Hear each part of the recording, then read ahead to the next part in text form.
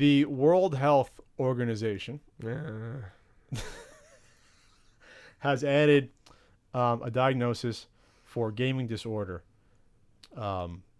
Finally, maybe it's overdue to some. So, what's interesting about this is that you look at the Huffington Post article. They say it trivializes mental illness because it couples what could be just some sort of OCD behavior with something specific like video games, instead of just saying, well, in general, you might have just OCD or something else. So why marry it with video games? I mean, do I want to jump into the heart of my argument right now? Because you gave me the opening. Yeah. I don't like this at all because video games are not inherently bad. This is not inherently something that's going to kill you. This is something that they talk about within the article. A video game can be a good emotional escape. A video game can be a lot of different things. It's a hobby like many other things. Mm-hmm. There can be behavioral reasons underlying why perhaps someone is playing too many video games, or perhaps why someone would run too much, or why someone would have sex too much. But these things are not comparable to drug addiction, Sure, or things of that nature. I think it's dangerous to take things like video game addiction and separate it out of a spectrum okay, of behavioral addictions, because that can lead to politicization of the issue. Okay, well, let's. There's also not to get into it. There's the DSM, which is this Diagnostic and Statistical Manual of Mental Disorders. There's up to 5 now. 5th version of that. So that's how usually in U.S. that's how you base your disorders, and even in Europe, I think most of the world uses DSM-5. Yes. So I'm not sure if it's going to be put in there at some point, but that has stuff like sex addiction in there, and substance abuse is in there and stuff. So for that, it wouldn't be that far off of you would add it to that. This is how the World Health Organization describes this condition as a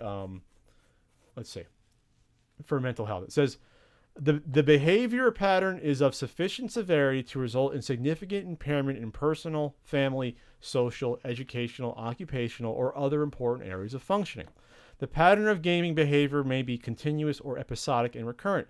The gaming behavior and other features are normally evident over a period of at least 12 months in order for a diagnosis to be assigned, although the required duration may be shortened if all diagnostic requirements are met and symptoms are severe. Okay. Going back to things you said, running, sex, video games, watching TV, any behavior turns to be a problem if it interferes in some of the aspects of life that are listed here. Family life suffers, occupation suffers, personal life suffers. You stop talking to your friends if you're doing something too much. That can be applied to anything. Sure. There's no reason why you can't apply it to video gaming if you can apply it to sex addiction or anything else. Drug abuse. Obviously, one activity inherently it can be harmful, doing recreational drugs, depending upon the drug, versus video games, which inherently is okay as long as you don't overdo it or play something really weird and bizarre. But anyway, no. So I don't have an issue with it. It's just the application of it. Like you said, if someone has an issue where they're playing too many games, it's not necessarily the video games that caused it. Even though there are some games that have built-in ways of getting you to continue playing longer than a normal game. That's a whole other conversation. All right, so we're agreeing to disagree at certain points here. I just feel that I feel like it's collective.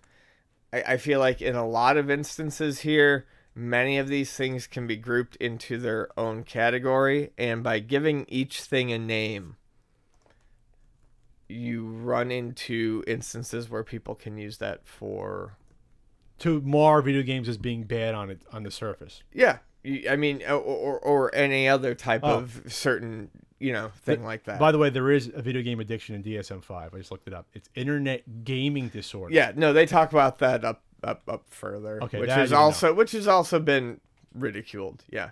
Sure. But like anything else, you can get addicted to anything, though.